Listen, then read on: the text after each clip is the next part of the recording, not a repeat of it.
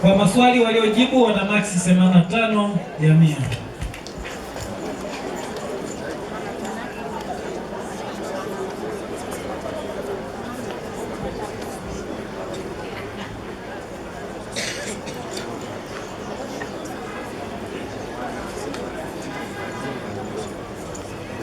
Karibu kwenye maswali ya Biblia, vitabu vya manabii. Naomba namba ya kwanza iliyochagua. Namba 12. Namba 12, kitabu cha Isaya. Ni mzigo gani uliowekwa juu ya mtumishi mwenye mateso?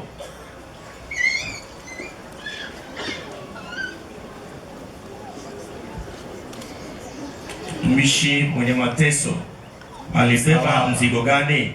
Ni msalaba. Hapana. Mtumishi mwenye mateso alibeba maovu yetu sisi sote. Kitabu cha Isaya sura ya 53 aya ya 6. Swali la pili. Namba 142. 142.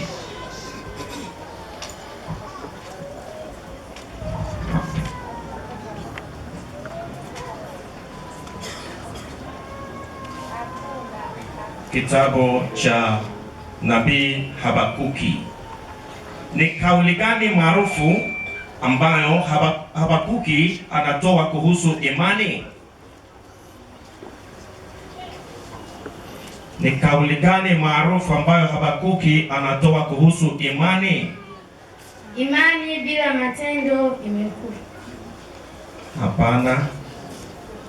Mwenye haki ataishi kwa imani yake. Swali namba 3. 120.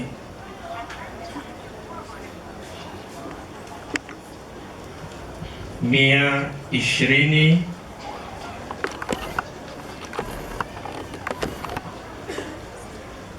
Nini kitatokea kwa wale wanaoliitia jina la Bwana kulingana na unabii wa Yoeli? Nini kitatokea kwa wale wanaoliitia jina la Bwana kulingana na unabii wa Yoeli?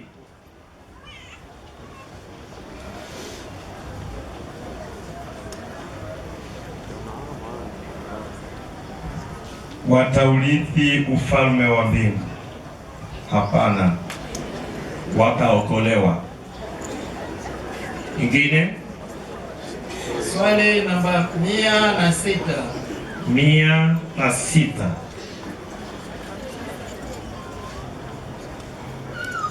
Baba yake Nabii Hosea alikuwa nani?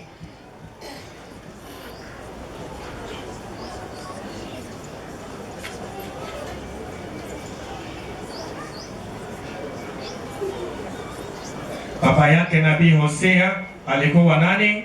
Jina lake?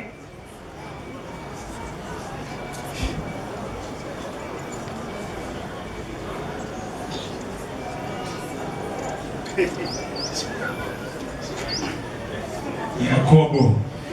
Hapana.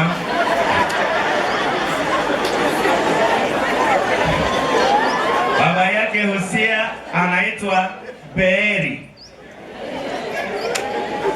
Swali la mwisho. 148. 148 ya kitabu cha Nabii Zekaria. Mungu alimwambia Zerubabeli kwamba hekalo litajengwa upya, si kwa nguvu wala kwa uwezo, bali kwa nini?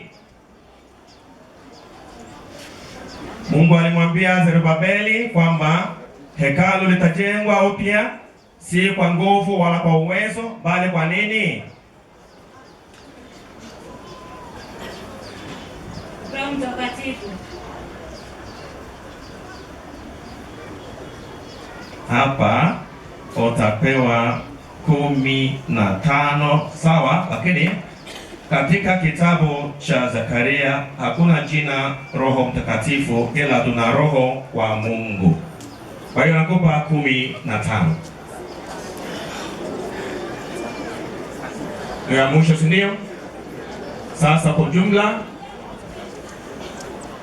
mmepata max 15. Hongereni sana.